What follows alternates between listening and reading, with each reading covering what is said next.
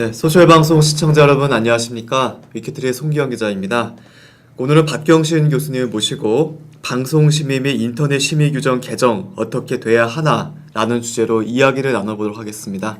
안녕하십니까? 네, 안녕하십니까? 네, 저 오랜만에 뵙습니다. 네, 오랜만입니다. 네, 오랜만에 방송 나오셔서 네. 하시고 싶으신 말씀도 많으신데 오늘 많은 말씀 좀 부탁드리겠습니다. 네, 그동안 하고 싶은 말이 너무 많아서 네. 그래서 못 왔어요.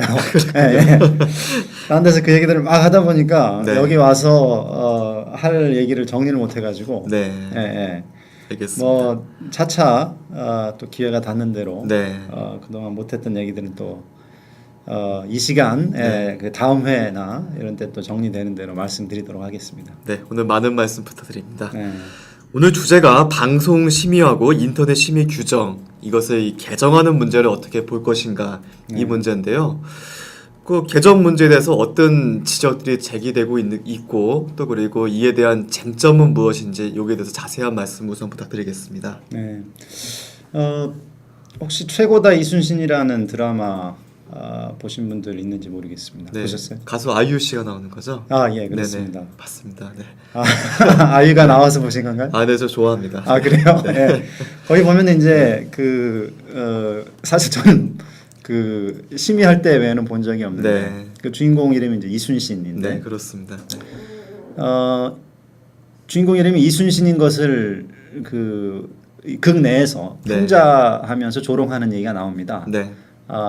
예를 들어서 그럼 네가 1,000원짜리냐 100원짜리지. 네. 예, 무슨 뜻인지는 아시겠죠? 네, 저기 이수신 예. 장군님이 저기 동전에 등장한. 그렇죠. 네. 예. 그리고 너 그런 거 하지 말고 가서 독도나 지켜라. 네. 이제 이순신 장군이 수군이었으니까. 네. 예. 여기에 대해서 방송통신심의위원회에서 네. 물론 다른 것과 끼어서 그러니까 이제 간접 광고라는 표현을 쓰면 안 되고 그 어떤 특정 제품의 그 효능을 네. 이렇게 과도하게 강조하는 식으로 네. 화면을 연출해서 네. 그렇게 하면 안 되거든요. 저희가 이제 방송이 저희가 공공의 것이라고 해서 물론 이제 방송이 케이블 방송도 많이 하지만 원래 방송의 시작은 지상파 방송이었고 이 지상파의 그 주파수는 한정되어 있어서 네. 한 주파수 이제 같은 방송을 할 수 없고 그래서 이거는 공공 모두의 것이라고 해가지고 방송에 공적인 책무를 부과하는데 그 중에 하나가 뭐냐면은 국가에서 지정해 준 또는 국가기관을 통해서 이렇게 분배된 방식의 광고 외에는 광고하지 네. 못하도록 했고 그렇게 금지된 광고 중에 하나가 바로 드라마 속에서 광고하는 거였습니다. 네. 그러니까 광고라고 걸어놓고 광고하는 거는 사람들이 저게 광고다 하고 이렇게 보게 되니까 이 주의를 할 수가 있지만 네. 광고 속에서 갑자기 어떤 차를 주인공이 타고 나타나서 막 열심히 밟고 나서 야, 이 차 정말 빠르다 라고 하면서 차 광고를 해준다거나 이런 건 네. 금지하게 됐는데 여튼 그것과 끼어서 같이 심의를 하긴 했는데 네. 그래서 둘 중에 어떤 것이 더 잘못했다고 해서 징계를 내렸는지는 지금은 알 수는 없어요. 네.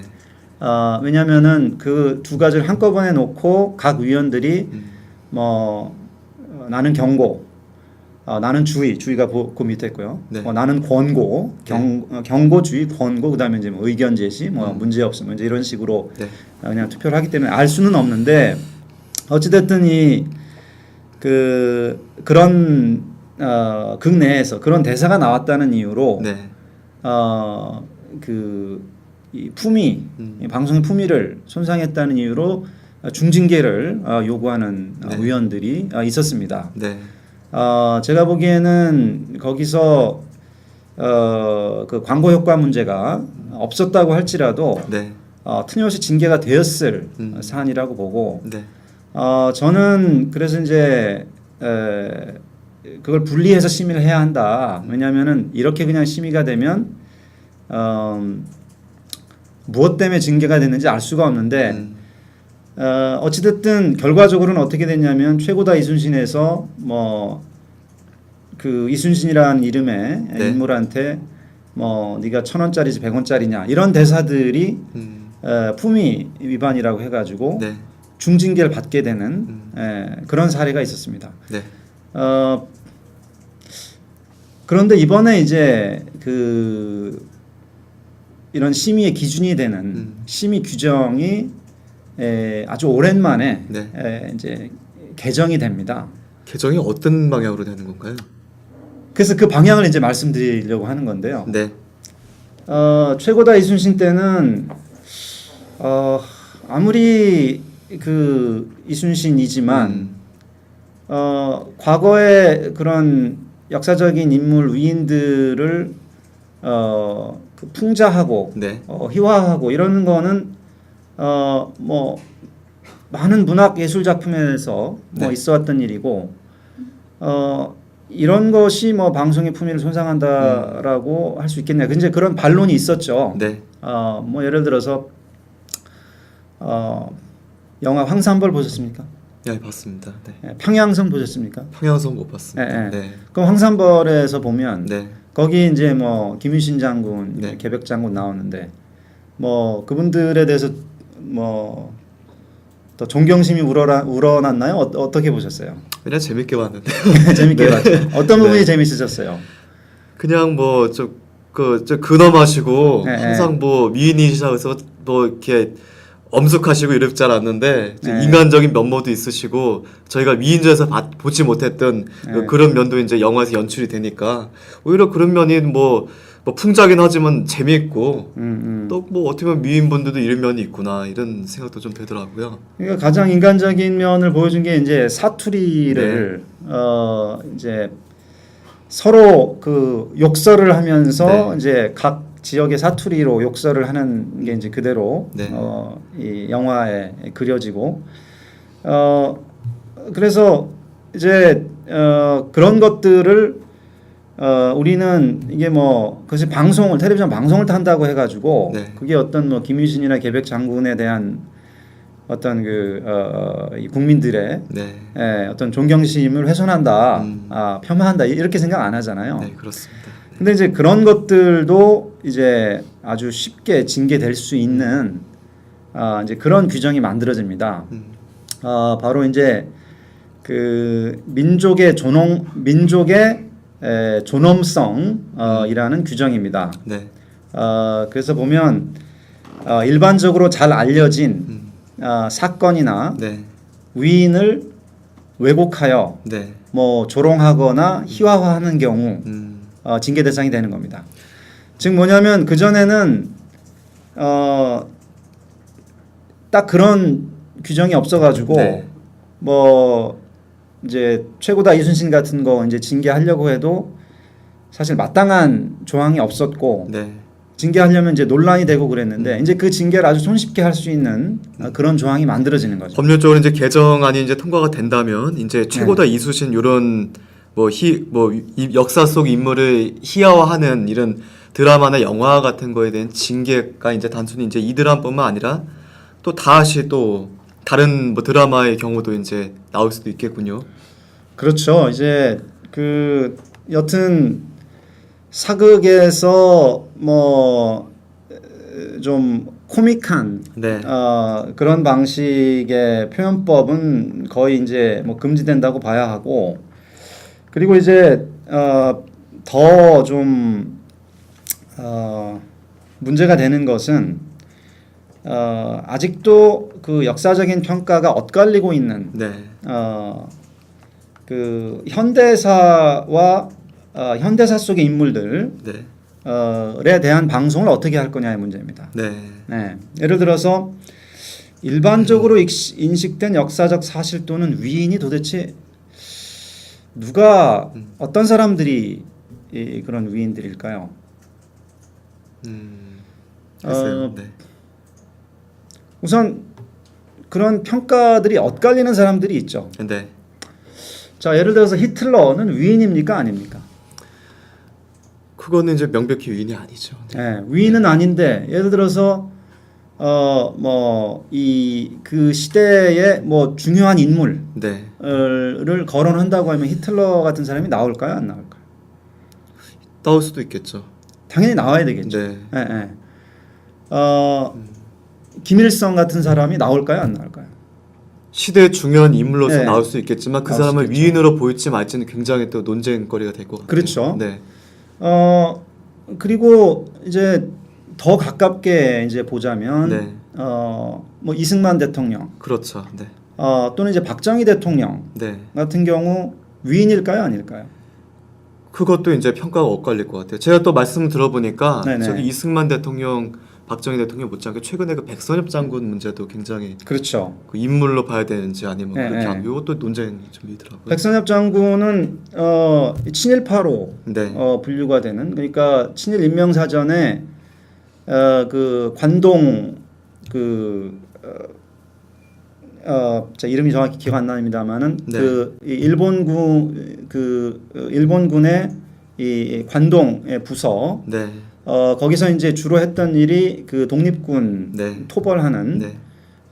그런 부대에 이제 자원을 해서 활동을 했고, 그리고 이제 돌아와서 그 이제 6.25 전쟁 그렇죠. 때 네. 이제 혁혁한 네, 공을 공을 세우죠. 세웠다, 네. 예, 예.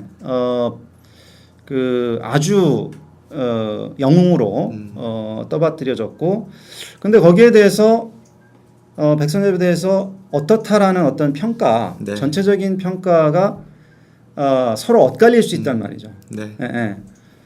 어떤 분들은 어떤 친일의 행적에 대해서 더 집중을 할 수가 있고, 네. 어떤 분들은 그 전쟁 영웅, 그 6.25 전쟁 때 북괴 침략을 막아냈던 그런 면에 더 네. 치중할 수가 있고, 네. 이런 분들을 예를 들어서 뭐 왜곡한다라거나, 그러니까 이런 분들에 대해서 어떤 그 비판적인 네. 그런 방송이 나왔다고 했을 때 네. 이제 이 규정이 생김으로써 네. 이제 너무나 쉽게 징계할 수 있는 거죠. 네. 그래서 예를 들어 방송통신심의위원회에서 보기에 그래서 방송통신심의위원회 위원들이 이 사람의 전쟁 영웅적인 측면 네. 에 경도된 사람들이라면 네. 백선엽 장군의 친일 행적에 대해서 방송을 하는 것은 이것은 위인에 대한 왜곡이다 네. 라고 할 수도 있는 것이고, 물론 이제 여기 그 조건이 뭐냐면 일반적으로 인식된 역사적 사실 또는 위인을 객관적 근거 없이 왜곡하거나 조롱 또는 희화화하여 폄훼하여서는 아니 된다라고 해서 네. 이제 객관적 근거를 제시하면 뭐 괜찮은 것으로 이렇게 되어 있지만, 네. 어찌됐든 이런 규정이 생기면 어느 만큼이 객관적인가에 대해서 그 방송통신심의위원회 판단에 대해서 네. 여러 이제 의혹들이 생길 수가 있겠죠. 네. 그렇습니다. 네. 그러니까 객관적 근거를 제시해도 그 근거가 부족하기 때문에 객관적이지 않다라고 심의위원회에서 판단할 수도 있고, 그래서 이런 그 규정이 네. 앞으로의 어떤 그 우리 역사를 방송을 통해서 되돌아보는데 걸림돌이 되지 않을까, 그런 걱정을 하고 있습니다. 그렇습니다. 네. 제가 말씀 중에 말씀을 드리는데 박형신 교수님께서는 현재 방송통신심의위원회 위원을 맡고 계십니다. 그래서 이런 방송심의나 인터넷 심의 관련해서 실제로 담당을 하고 계셔가지고 현장 목소리나 실질적으로 이제 업무를 하시면서 겪었던 생각, 의견들을 오늘 많이 공유할 수 있을 것 같습니다. 그 아까 말씀하셨지만 개정에 따라 가지고 역사 속 위인, 다루는 방송이 또 일단은 좀 그 방송위원들의 시각에 따라서 또 뭐 이렇게 징계를 받을 여지가 있다, 이런 말씀을 해주셨는데, 지난 7월에 이런 일이 있었습니다. 그 RTV라고요, 시민방송에서 100년 전쟁 두 얼굴의 이승만 프레이저 보고서라는 이승만 전 대통령 관련된 프로그램을 방송을 했습니다. 하지만 객관성, 공정성, 명예훼손 금지 조항을 위반했다며 중징계를 받았는데요. 또 결국에는 또 재심의를 RTV 측에서 요구했지만 방송통신심의위원회 지난 10일에 재심 요청을 기각했습니다. 이런 일이 얼마 전에 있었는데, 만약에 그 방송심의 개정안이 개정이 된다면 아까 말씀처럼 이런 이승만이나 혹시 박정희 전 대통령이나 백선엽 장군이나 이렇게 역사적인 평가에서 굉장히 논쟁이 많이 일고 있는 인물에 대해서 재조명하거나 혹시 비판은 또 방송을 내보낼 때 굉장히 제약이나 이런 면이 좀 더 커지지 않을까 이런 좀 생각이 듭니다. 네, 네. 그 더 가까이는 네. 예를 들어서 노무현, 네. 김대중 네. 이런 분들 이 전두환, 노태우 네. 그 전직 대통령에 대한 평가 네. 이런 것들도 이제 전부 다 음. 이런 규정의 어떤 뭐랄까 마수에 들 수 있는 네. 제가 지금 잠깐 찾아봤는데 역시 제가 잘못 말씀드렸습니다. 그 간도 특설대입니다. 네. 백선엽 장군이 활동했던 네. 부대가 이제 간도 네. 특설대였습니다. 예, 네. 예. 여튼 이제 그런 규정이 지금 있습니다. 네. 예. 그런 규정이 지금 제한되고 있습니다. 네. 예. 그리고 이제 또 하나 규정이 네. 지금 최근 문제가 돼서 사실 그 규정 자체는 그렇게 문제가 있다라고 보긴 문제가 문제의 소지가 있지만 이제 이렇게 남용될지는 몰랐던 이제 그런 규정이 있습니다. 네. 이건 뭐냐면 재판에 이것도 그대로 좀 읽어드리죠. 네. 방송은 재판이 계속 중인 사건을 다룰 때에는 재판의 결과에 영향을 줄 수 있는 내용을 방송하여서는 아니 된다 이렇게 되어 있습니다. 네. 예. 물론 그 뒤에 심층 취재에 관한 조항이 또 따로 그 문구가 따로 있습니다만 네. 그건 그냥 두더라도 우선 재판의 결과에 영향을 줄 수 있는 내용을 방송하여서는 아니 된다. 네. 근데 이게 재판의 결과에 영향을 줄 수 있는지 없는지는 사실은 방송하는 사람은 알 수가 없거든요. 네. 왜냐하면 방송의 내용을 시청자들이 어떻게 받아들이는지 다 예측할 수가 없고 네.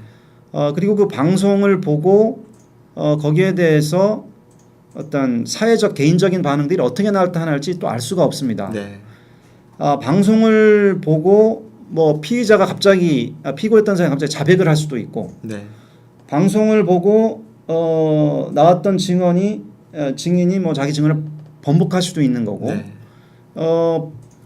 또는 그 재판을 통해서 그러니까 방송을 통해서 알려진 그 재판의 부당성 때문에 네. 거리에 시민들이 나올 수도 있는 거고요. 네. 네. 그런데 이제 이런 그 조항이 지금 있다는 거죠. 네. 근데 이제 이런 조항들이 이 조항이 여태까지 이제 문제가 안 됐던 것이 그 재판의 결과에 영향을 준다는 것을 방송통신심의위원회가 상당히 이제 엄격하게 해석을 해왔죠. 네. 정말 그 피고를 완전히 악마로 몰아서 제대로 된 재판을 받기 어렵게 만든다거나 그러니까 여론 재판을 하는 정도의 네. 그런 정도의 그 극심한 그런 편향된 보도에만 적용을 할 거라고 생각해 왔기 때문에 사실은 여태까지 이 조항이 적용된 적이 제가 알기로는 없습니다. 네. 네. 그래서 예를 들어서 지금 이석희 씨에 대해서 지금 재판 이루어지고 네. 있잖아요. 네. 거기에 대해서 방송 지금 계속 나오고 있거든요. 네. 네. 그 외에도 MBC PD 수첩 광우병 보도에 관한 재판 계속 나오고 있고, 네. 또 노무현 대통령 차명 계좌에 관한 조현오 씨 재판 네. 계속 방송이 이루어져 왔고, 또 용산 참사에 대한 재판 네. 계속 방송이 이루어져 왔고, 네.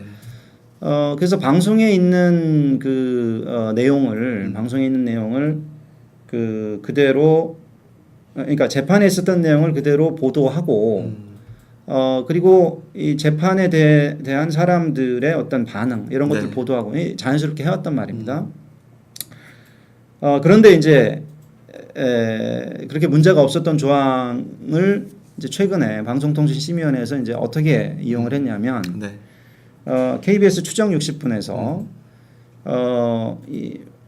적어도 1심 재판 판결에 따르면 국정원에서 그 간첩 조작 사건을 네. 일으킨 적이 있습니다. 그래서 네. 거기에 대해서 그 간첩으로 몰린 사람의 그 재판을 이제 방송으로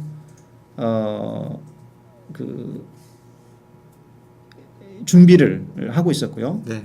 근데 이제 재판 도중에 이제 방송을 내보내면 그 1심 재판의 결과에 이제 영향을 미칠까봐 네.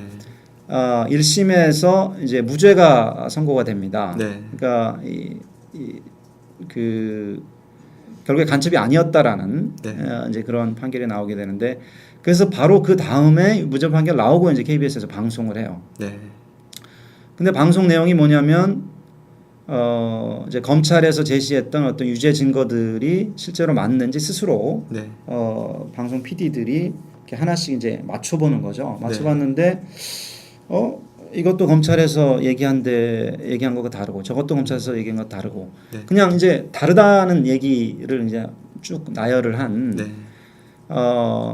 그 어떤 그 사람에게 뭐 간첩으로 몰렸던 사람이 뭐 간첩이 아니다라는 주장을 하는 것이 아니라 검찰에서 제시한 증거들이 네.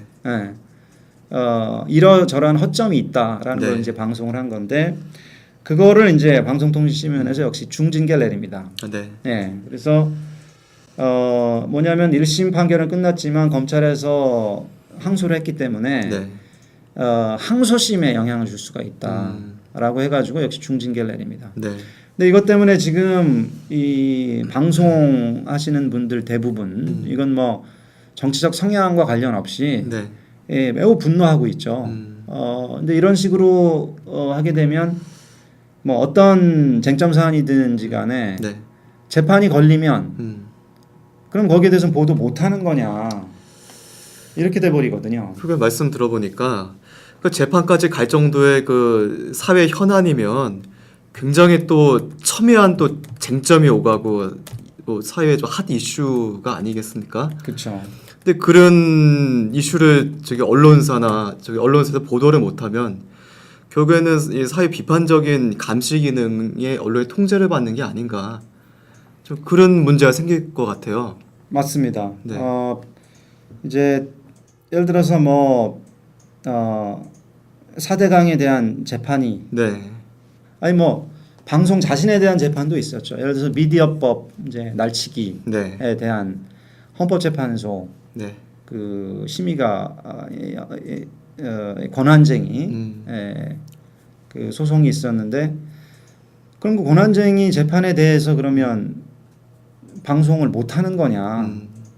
방송을 하게 되면 영향을 주니까 네. 그렇게 되면 수많은 그 좀 국민들이 관심을 가진 사안들에 대해서 네. 방송은 입 닫고 있으라는 얘기가 되죠. 네. 네. 이게 사실은 좀 모순적인 게 제가 좀 이따가 이제 인터넷 심의 규정 얘기를 할 겁니다. 네. 인터넷 심의 규정은 도리어 거꾸로 된 조항이 있습니다. 즉 뭐냐면 인터넷 컨텐츠가 있으면 네. 인터넷 컨텐츠와 관련돼서 재판이 걸려 있으면 심의를 중단할 수 있다 이렇게 되어 있어요. 아, 네. 왜냐하면 심의를 하게 되면 그 심의 결과가 그 재판에 영향을 줄 수 있다고 생각해서 그렇습니다. 아, 네. 네. 그러니까 예를 들어서 뭐 명예훼손 소송이 걸려 있는데 네. 뭐 예를 들어서 이제 저 사람이 한 말이 허위다라고 네. 이제 명예훼손 고소해서 명예훼손 재판이 걸려 있는데 그 고소한 사람이 그 인터넷에 올라온 글에 대해서 네. 형사 고소도 했을 수 있지만 심의위원회 민원 제기도 했을 수 있잖아요. 네. 그럼 민원 제기된 걸 가지고 심의위원회에서 허위다, 진실이다 이걸 판단해 버리면 네. 형사 재판의 재판장도 영향을 받을 수 있다는 거죠. 네. 그래서 이제 심의를 중지할 수 있다. 네. 그리고 이제 또 하나는 심의위원회에서 허위다, 진실이다 결정을 내렸는데 재판에서 그것과 어긋난 결정을 할 수도 있단 말이에요. 네. 그럼 심의위원회가 또 우스워지죠. 네. 우스워질 뿐만 아니라 사실은 법치주의 사회니까 이 법원 판결이 방송통신심의위원회보다 우위에 있는데 네. 방송통신심의위원회는 잘못된 결정을 내린 게 돼버리죠. 네. 그러다 보니까 그 심의를 자제하는 재판이 걸린 사안에 대해서는 네. 그러니까 재판이 걸려 있으면은 인터넷 컨텐츠는 그대로 두고 심의를 중단하자라는 조항이 인터넷 심의 규정에 있는데 도리어 방송에는 재판에 걸려 있는 방송이 있으면은 방송을 제재하라는 규정이 네. 그러니까 심의를 적극적으로 해서 방송을 중단시키라는 그런 규정이 네. 있는 거예요. 그러니까 서로 지금 그 상충되는 네. 그런 규정이 지금 양쪽에 있는 거죠. 그렇군요.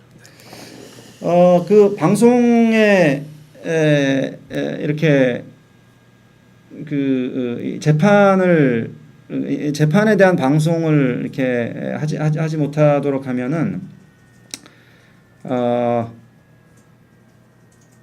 그 이제 이런 그러니까 재판 방송에 대해서 그 심의를 막 하게 되면 네. 인터넷 심의 규정에서 우려했던 그런 문제들이 방송에도 똑같이 나타날 수가 있습니다. 그리고 네. 그런 사례가 있습니다. 네. 즉 뭐냐면 재판 방송에 대해서 또는 재판이 걸려 있는 사안에 대해서 심의를 하게 되면 네. 그게 그 재판에 도리어 영향을 줄 수가 있어요. 예를 들어서 MBC PD 수첩 네. 그 광우병 보도에 관해서 네. 방송통신심의위원회에서 최고의 징계인 시청자 사과를 네. 내립니다. 그런데 그 심의 결과가 검찰이 정말 사상 최초로 네. 그 지상파 방송에 대해서 형사 기소를 하는데 뭐랄까 그 심정적인 근거를 마련해줘요. 네. 그리고 그런 그 심의위원회의 판단이 이 그 광우병 보도에 대한 그 재판을 담당하고 있는 판사들한테도 영향을 줄 수도 있는 거 아니겠습니까? 네. 네. 네. 그래서 도리어 제 생각에는 이 방송 재판이 되고 있는 방송에 대해서는 지금 이 추정 60분도 마찬가지예요. 추정 60분에 대해서도 예를 들어서 그 지금 이제 심의위원회에서는 뭐 재판에 영향을 줄 수 있다라고 해서 이제 중징계를 하게 되면 네. 이것이 또 항소심에서 그 국가기관에서 이 대통령이 임명한 임명직의 9명의 사람이 지금 이 방송 PD들이 이 증거는 뭔가 문제가 있다라고 한 것에 대해서 문제가 있다라는 네. 판단을 내린 거잖아요. 네. 그런 게 이제 판사들한테 계속 메시지를 보낼 수가 있는 거죠. 네. 그리고 저는 이것이 방송이 이 판사들한테 영향을 주는 것보다 훨씬 더 큰 영향을 줄 거라고 봅니다. 왜냐하면은 지금 우리나라는 그 판사 임명이 이제 대법원장을 네. 정점으로 하는 그 피라미드 하에서 다 이루어지고 있기 때문에 네. 그리고 이제 대법원장은 그 대통령이 임명을 하도록 되어 있고 그러다 보니까 대통령 눈치를 이 지위 고하를 막론하고 판사 인사에서 대통령 눈치를 안 볼 수가 없게 돼 있거든요. 네. 그렇게 되면은 지금 그 어떤 행정기관에 대한 그 비판을 담은 방송, 그러니까 그 행정기관이 어떤 조작을 했느냐 안 했느냐에 대한 이런 재판을 어떻게 하느냐는 매우 그 민감한 사안이 될 수가 있는 거죠 판사들한테. 근데 거기에 대해서 이 대통령이 임명한 다른 그 행정기관의 심의위원들이 어떤 그 제재를 한다라거나 그 재판에 대한 방송에 대해서 제재를 한다는 것은 그 재판 자체에 대해서도 그 판사들을 민감하게 만들 수 있다는 거죠. 네. 네. 방송 심의 및 인터넷 심의 규정 개정 어떻게 돼야 하나 주제로 이야기 나눠봤는데요. 지금까지는 방송 심의에 관련된 뭐 얘기를 좀 나눠봤습니다. 근데 아까 말씀 중에 인터넷 심의 문제도 말씀이 나왔는데요. 네. 이제는 인터넷 심의 규정 개정 문제 요거에 대해서 한번 이야기를 계속 나눠보도록 하겠습니다. 네네. 인터넷 심의 규정은 이거는 10년 넘게 개정이 안 됐던 겁니다. 네. 그래서 이제 어떤 것들이 있는지 한번 좀 말씀을 드려볼게요. 네.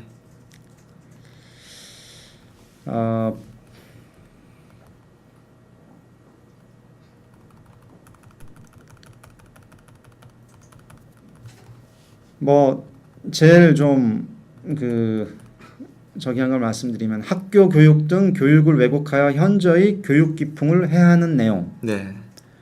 이런 내용은 방송통신심의위원회가 삭제 차단할 수 있는 겁니다. 네. 또 기타 사회적 혼란을 현저히 야기할 우려가 있는 내용. 네. 이런 걸 심의위원회에서 판단을 해가지고 삭제 차단할 수 있다는 거. 네. 또 뭐 좀 지저분한 거지만 구토, 방뇨, 네. 배설 시의 오물을 구체적으로 묘사해 혐오감을 불러일으킬 수 있는 내용. 네. 네. 뭐 수술 장면을 지나치게 상세히 표현한 혐오감을 불러일으키는 내용. 네. 미신 숭배 등 비과학적인 생활 태도를 조장하거나 정당화하는 내용. 네. 네. 뭐 선량한 풍속, 기타 사회 질서를 현저히 저해하는 정보. 네. 뭐 이런 것들이 다 방송통신심의위원회가 판단을 해서 삭제 차단할 수 있게 이렇게 되어 있습니다. 네. 지금 이제 시청자분들 생각해 보시면 선량한 풍속 이런 말은 요즘 안 쓰는 말인데 네. 그렇습니다. 이게 도대체 왜 그럴까? 이게 1995년도에 정보통신윤리위원회가 만들어지면서 이제 거의 네. 20년 전이죠. 네. 근데 정보통신윤리위원회에서 만든 심의 규정이라서 그렇습니다. 네. 뭐 처음에 95년도에 만들었다가 몇 번 개정을 했지만 지금 현재 형태가 언제 만들어지냐면 10년 전에 만들어졌습니다. 네. 지금의 규정. 네. 그거를 이제 방송통신심의위원회가 4년 전에 만들어지면서 이제 그대로 승계를 하고 한 번도 개정한 적이 없는 거예요. 네. 그래서 이런 것들이 참 학교 교육을 왜곡한 현저히 교육 기풍을 해야 한다. 뭐 최근에 이건 뭐 인터넷도 아니고 방송으로 네. 뭐 학교 2013인가요? 기억하세요? 네네. 네, 뭐 EBS에서 그 상도 받고 그랬던. 네. 그것도 국무총리상인가 그 정부에서 주는 상을 받았던 네. 그런 건데 거기도 보면 이제 왕따 시키고 뭐 폭력 장면도 나오고 이러는데 그런 것들을 가지고 이제 그 어떤 판단을 불법력 방송통신심의위원회가 그런 내용을 삭제 차단할지 결정을 한다는 거죠. 네. 네. 그래서 참 문제가 있다라고 생각을 하고 이게 10년 전에 있던 규정을 지금 그대로 지금 사용한다는 건 정말 말이 안 된다. 이게 말이 안 되는 이유가 뭐냐면 2002년도에 헌법재판소의 결정이 있었습니다. 네. 2002년도에 그 당시에는 방송통신심의위원회가 아니라 이제 정보통신윤리위원회가 있었고 네. 정보통신부 장관이 공공의 안녕을 해하는 정보는 삭제 명령을 할 수 있도록 네. 삭제 차단 명령을 할 수 있도록 하는 조항이 있었습니다. 그리고 이제 그럼 공공의 안녕을 해하는 게 뭐냐? 네. 이제 그거를 정의하기 위해서 정보통신위원회에서 심의 규정을 가지고 있었던 거죠. 네. 그런데 그 상위 법령인 그 공공의 안녕을 해야 한다. 네. 이게 너무 추상적이다. 공공의 안녕을 해야 한다는 거를 어떻게 그 행정기관에 있는 사람들이 그 판단을 해가지고 삭제하고 차단을 하냐라고 네. 해서 위헌 결정이 나옵니다. 그래서 네. 위헌 결정이 나오면서 이제 뭐라고 하냐면 표현물 삭제와 같은 일정한 규제 조치의 필요성 자체를 부인하긴 어렵다고 하나 내용 그 자체로 불법성이 뚜렷하고 사회적 유해성이 명백한 표현물 예컨대 아동 포르노, 국가기밀 누설, 명예훼손, 저작권 침해 이런 것들은 다 이런 것들을 금지하는 법률이 있잖아요, 그죠? 네. 같은 경우가 여기에 해당할 것이다. 예, 그래서 이런 명백한 표현물이 아닌 한 함부로 내용을 이유로 표현물을 규제하거나 억압하여서는 아니 된다. 유해성에 대한 막연한 의심이나 유해의 가능성만으로 표현을 규제하는 것은 표현의 자유가 조화될 수 없다. 이제 이런 결정을 내리면서 네. 이 관련 조항 상위 조항을 위헌이다라고 합니다. 네.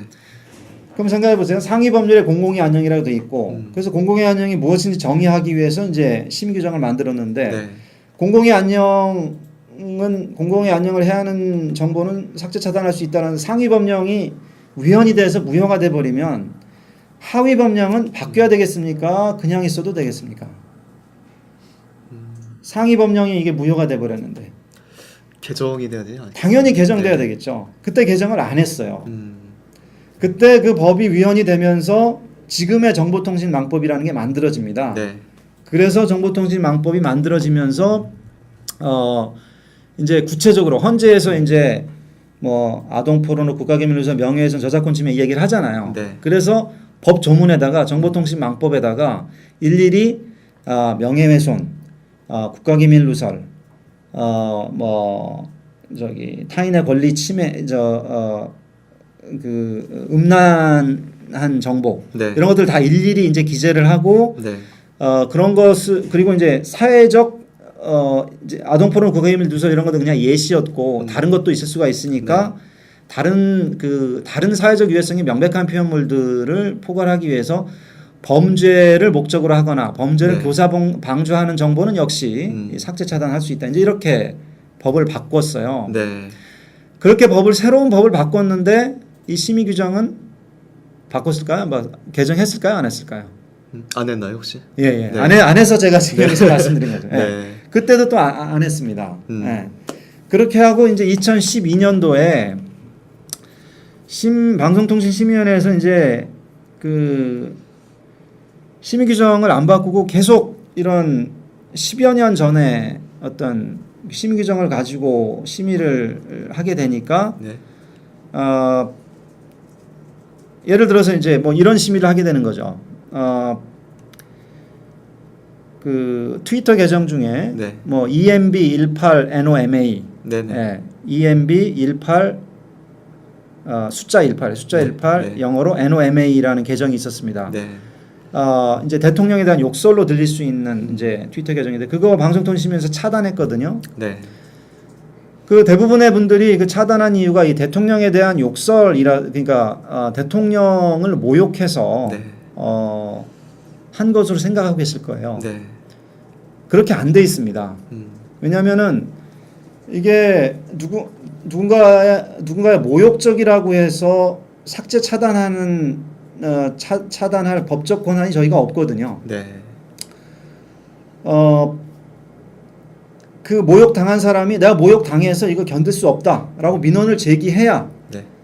그래서 권리 침해가 있다라는 그 자기 인격권 침해가 있다라는 것을 누군가 제시를 해야 주장을 해야 비로소 그 삭제 차단할 수 있는 권한이 생기게 됩니다. 네.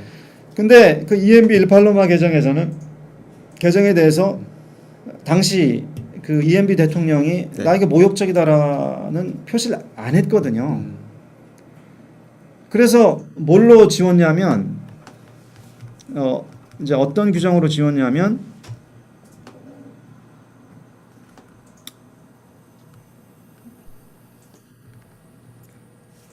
잠깐만요.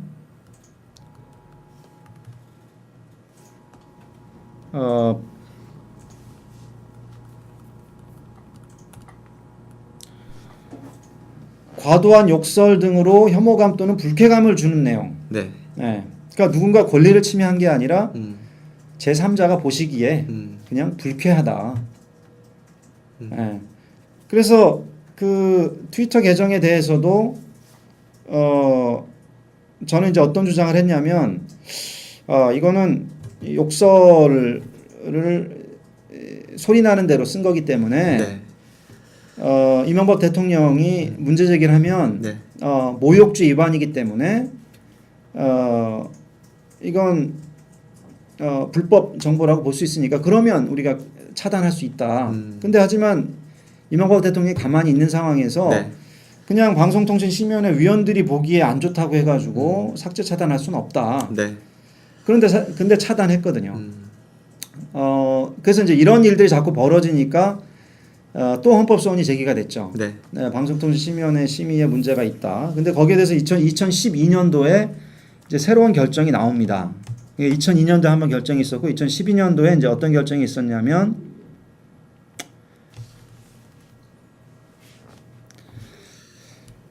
불건전 정보란 그러니까 이제 방송통신심의위원회의 심의 대상이 된 불건전 정보란 위 법조항들에 의해 금지되거나 규제되는 정보 내지 이와 유사한 정보가 될 것임을 누구나 예측할 수 있다. 이렇게 되어 있습니다. 네.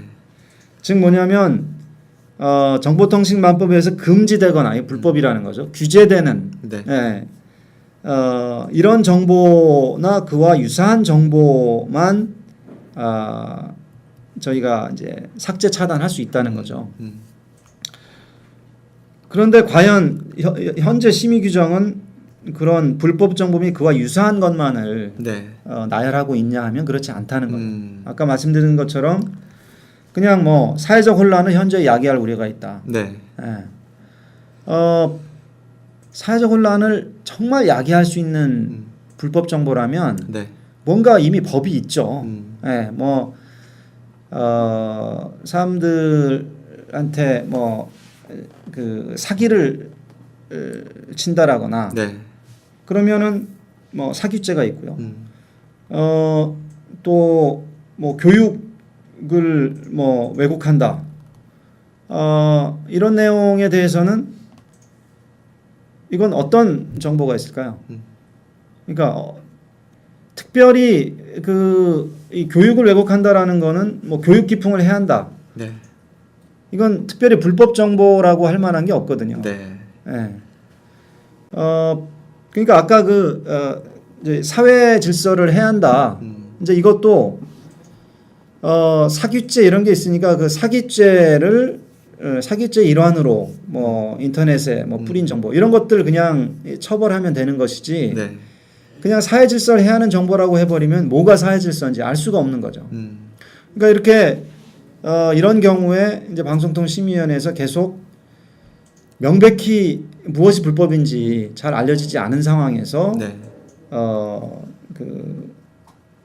이런 좀 추상적인 이 잣대를 가지고 정보를 삭제 차단하는 이런 일들이 계속 반복되지 않을까 이제 이런 우려가 있는 겁니다. 그렇습니다. 인터넷 심의 규정 문제 말씀 들어보니까 일단은 모호성 규정의 모호성 이 문제가 하나가 있고요. 이 모호한 규정을 해당 사건에 적용하는 이 자의적인 기준, 심의위원회 자의적인 기준에 따른 문제가 발생될 수 있을 것 같습니다.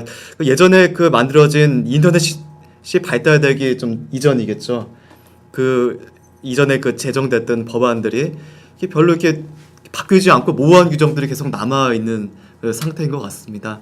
근데 해당 사건은 처리해야 되겠고 또 관련 규정을 찾다 보니까 그 과정에서 심의위원들의 이 자의적인 해석에 들어갈 우려가 있지 않나 현재로서는 그런 생각이 드는데요. 네. 네. 그리고 이제 인터넷 심의 규정의 또 하나 문제는 이런 겁니다.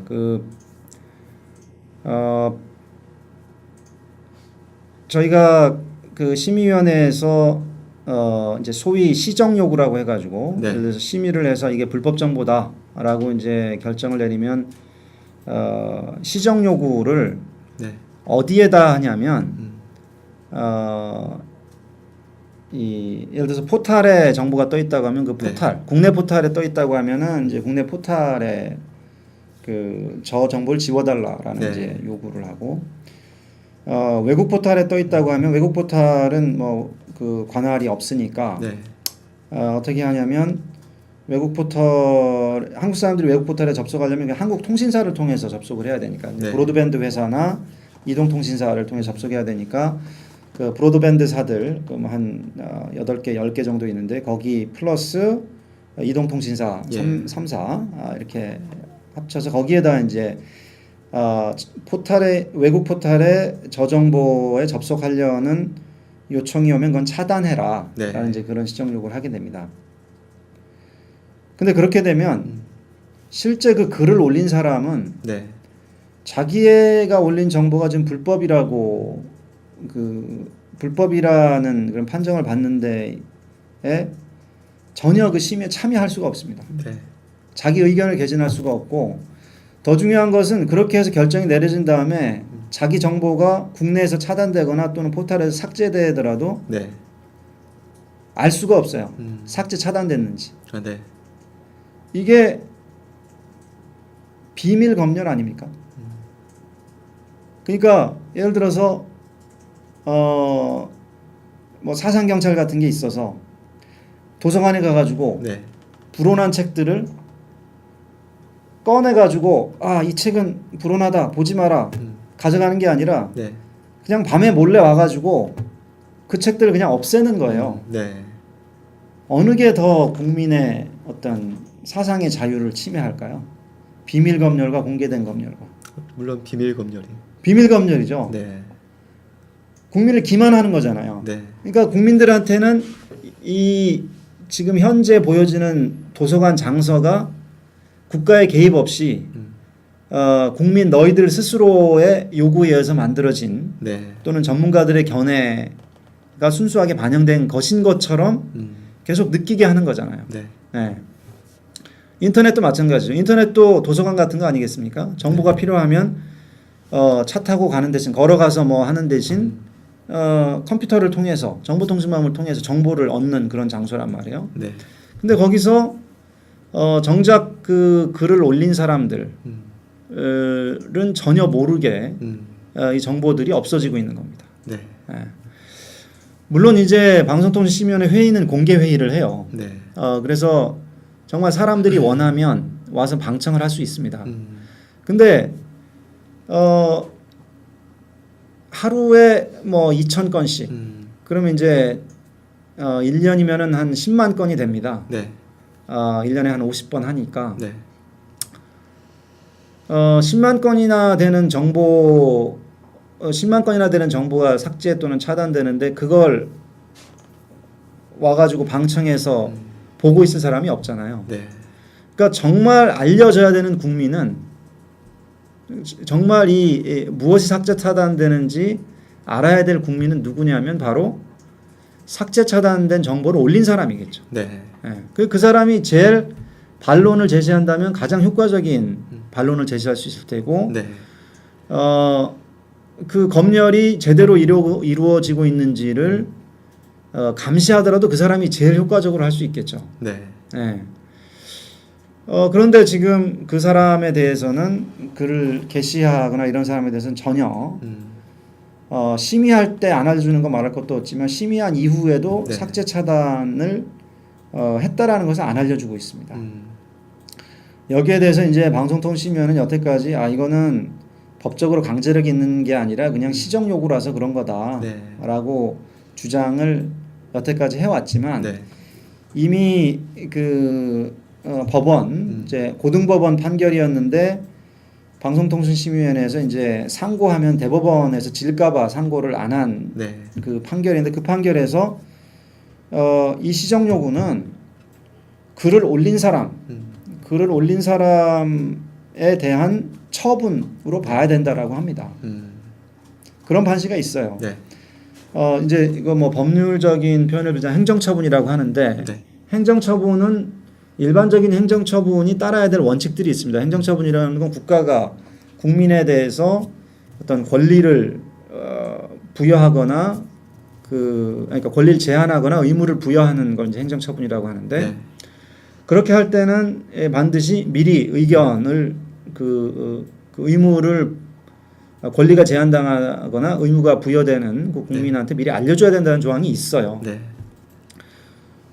그러면은 지금 시정 요구에 대해서 당연히 그 사람이 쓴 글을 삭제 차단하려고 지금 국가가 움직이는 거면 그리고 그게 법원에서 행정처분 이미 판결이 났으면 네. 알려줘야 되겠죠.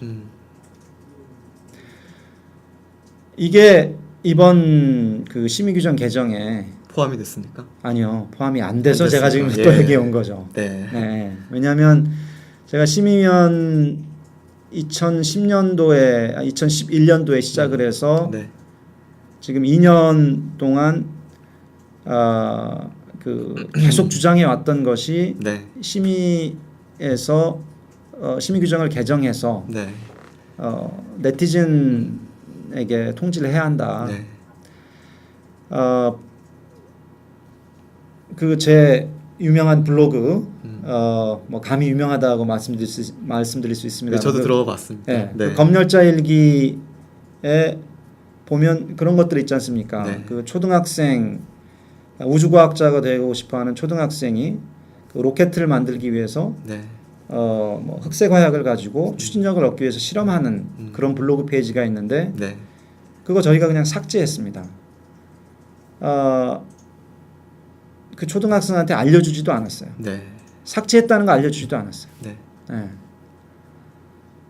그게 흑색 화약 가지고 실험하는 걸 보고 테러리스트들이 폭탄을 만들어서 뭐 사회 질서를 해할 수 있다. 이제 그런 논리로 삭제 차단한 건데 네. 거기에 대해서 물론 그거 자체도 문제지만 네. 최소한 저는 그 학생한테 알려줄 의무는 있었다고 봅니다. 네. 그래서 그 학생한테 너는 아직 초등학생이지만 우리 성인들이 보기에는 위험하니까 네. 그것들을 좀 삭제 차단했 좀 지워졌으면 아니 그렇게 생각한다라고 의견을 알려주면 그 친구가 영민한 친구면 네. 뭐 또는 뭐 어른들 말을 잘 듣는 스타일의 친구면은 뭐 이것저것 이렇게 좀 그림을 좀 모자이크 처리한다라거나 네. 어떤 단어를 좀 가린다거나 이렇게 해서 우주과학자의 꿈을 키워가는 그 블로그의 흐름을 전혀 끊지 않고 네. 자기의 꿈을 계속 간직해 가면서 네. 블로그를 운영할 수 있었겠죠. 그럴 기회를 주지 않은 겁니다. 네. 그냥 어느 날 갑자기 없어진 거고 그 블로그 백업이 안 돼 있으면 그 친구는 추운 겨울에 눈 오는 데 나가서 했더라고요. 사진을 네. 보니까. 그 나중에 나이 들어보세요. 그 블로그의 페이지가 자기한테 얼마나 또는 자기 가족들 친구들한테 얼마나 중요한 자산이 될지 네. 그런 것들 완전 무시할 수밖에 없는 네. 물론 무시 안 하려면은 삭제를 안 하면 되는데 삭제를 네. 해야 한다면 최소한 알려주고 해야 된다는 거죠. 네. 그래서 그런 사례들을 포함해서 여러 번 주장을 했는데 이번 방송통신심의위원회에서 만들어온 그 심의 규정 안에도 역시 네. 네티즌 통지 해주는 조항이 안 들어가 있습니다. 그렇군요. 네, 그래서 지금 이거 시청하시는 네티즌 여러분들이 좀 관심을 많이 가지시고 네. 심의위원회에 뭐 전화를 하셔도 좋고 네. 메일을 보내셔도 좋고 이렇게 좀 구시대적인 그 인터넷 심의 규정으로 계속 인터넷 심의가 되는 것에 대해서 네. 의사 표현을 좀 하셨으면 좋겠습니다. 알겠습니다. 네. 그 박경신 교수님과 이제 인터넷 또 방송 심의 규정 문제에 대해서 좀 이야기를 나눠봤는데요. 그 방송통신심의위원회 입장으로서 또 하실 말씀이 사실 그거일 것 같습니다. 심의 규정, 인터넷 방송 심의 규정이 이렇게 돼야 된다. 네. 이 생각이 분명히 있으실 것 같은데요. 네. 마지막 질문을 드려보겠습니다. 뭐 정리를 하겠습니다. 우선 네. 방송 심의 규정에서는 새로 만들려고 한 일반적으로 인식되는 사건이나 위인을 왜곡하지 말라는 규정은 네. 거부되어야 하고요. 네.